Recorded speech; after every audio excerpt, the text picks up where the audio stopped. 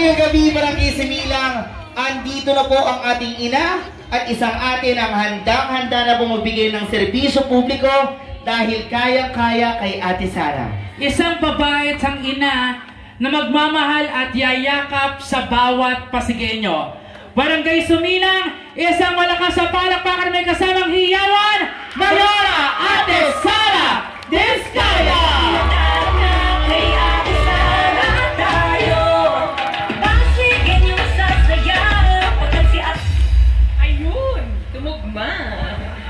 Magandang gabi, Barangay Sumilang! Sa bandang likod, magandang gabi! Dito sa gilid, hi! Hello!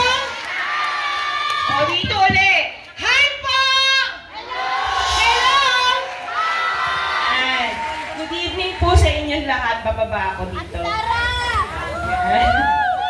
Sino mo first time akong ngayon lang ako nakita? Ako ba? Konti na lang. Pasensya na po, hindi ako nakasama sa house to house dito kanina. Nasa District 2 ako. Yan. Pero ang balita sa akin, napaka-warm ng welcome ng Barangay Sumilang. Masarap daw magpagmamahal ng mga taga Sumilang. Tama ba? Parang hindi sa likod. Okay pa po kayo dyan? Yan, dito ako banda para nakikita niyo rin ako. Anyway, kaya kami nandito ng Team Kaya Des. Siyempre, parang gusto niyo rin mapakinggan kung ano ang kaya namin dalhin sa lamesa. Tama po ba? Yan. Ay, si Kuya. Kamusta na yung anak mo? Ayun, tinutulungan ko si Kuya eh. Yan. Anyway, kaya kami nandito. Nagustuhan niyo ba yung presentation namin? Maganda ba ang pangarap namin para sa Pasig? Lalo na sa healthcare. Siyempre, ang advocacy ng isang Ate Sara is yung healthcare. Kaya tayo medical mission.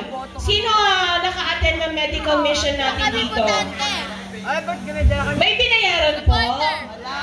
Libre, di ba? Pati masahe, pati gupit, mani pedicure, kompleto lahat. Yan ang gusto nating serbisyo. Libre, yung hindi kayo nag-iisip kung ano yung kung may babayaran ba kayo o wala. Kaya ang pangarap natin ng Team Kaya Des, magpatayo ng isang dekalibreng ospital na 11-story, no? Na nandun na lahat ng pangangailangan. Kasi ang dami nagsusulisit sa office namin. Baka pwede makasulisit ng pandagdag MRI, CT scan, pang-laboratory. Dapat yan lahat nandun na sa loob ng ospital. Hindi kayo namumroblema. Although alam ko meron tayo, pero ang balita ko, ang operation niya, may oras. Dapat yan 24/7, nagagamit lahat ng Pasigueño. Kaya kung tayo ay papalarin, yung mga equipment na yan, gagana yan. Hindi walang oras na pwede nyo lang gamitin. Diba? Tama ba? Yan. Balita ko or chismis ba to? Hindi ko alam eh. Totoo ba? Kasi nabalitaan ko na pag na-ER ka daw, nasa monoblock ka minsan, tapos nakaswero, tapos minsan matagal. Totoo po ba yun? Ha? Totoo? Ay, totoo. So, hindi chismis. O, naka-record kayo. Ay, kuya, may vlogger tayo. Baka mabash tayo niyan. Ay po. Yan. So, hindi siya chismis. Ayaw natin ng ganon. Kaya tayo gusto natin magpatayo ng ospital. Kasi gusto natin, syempre no, papasok ka ng ER, may sakit ka na nga, pahihirapan ka pa. Dapat yan, pagdating nyo sa ER, asikaso ka kayo kaagad ng mga doktor at kung ano yung mga unang first aid na pwedeng gawin para sa inyo. Diba? Yan ang gusto natin mangyari para sa sa Pasig. Isa pa, syempre, senior citizens natin, sino yung mga lola at lola dito?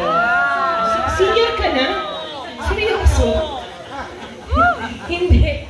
Syempre, alaga ko nanay ko, senior na rin yun. Kasi sabi ng mga magulang ko, asawa marami kang pwede makuha, pero ang magulang